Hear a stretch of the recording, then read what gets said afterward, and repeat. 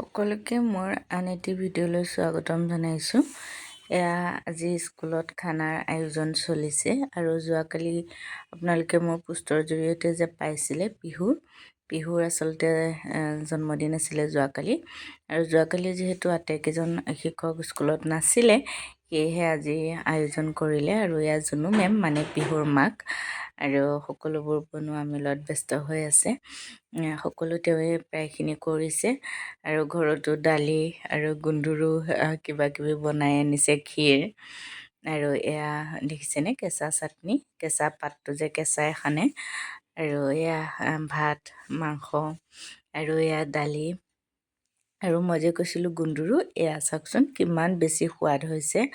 আৰু এয়া আমি সকলোৱে একেলগে বহিছোঁ খাবৰ কাৰণে। আৰু স্কুলত যিহেতু 12টালৈকেহে পৰীক্ষা আছিলে, তাৰপিছত এয়া সকলোবোৰ এৰেঞ্জ কৰি খোৱা বোৱা কৰা হৈছে। গতিকে সকলোকে মই দেখুৱাবলৈ চেষ্টা কৰিছোঁ ভিডিঅ'টিৰ জৰিয়তে। এয়া শিৱ ছাৰ মানে পিহুৰ দেউতাক আৰু এয়া আমাৰ ল'ৰা সন্থা। গতিকে জুনু মেমে যে এয়া চাওকচোন নিজ হাতেৰে ক্ষীৰো বনাই আনিছে ঘৰতে। আৰু সঁচাকৈ ল'ৰা ছোৱালীৰ জন্মদিন বুলি ক'লে মাক দেউতাকৰ যে আনন্দৰ সীমা নোহোৱা হৈ যায়। আৰু এয়া পিহুক খুৱাই মেলি শেষত এয়া জুনু মেমে খাবলৈ বহিছে। আৰু এয়া শিৱ ছাৰো যিহেতু দেৰিকৈ বহিছিল, এয়া শিৱ ছাৰেও খাই আছে।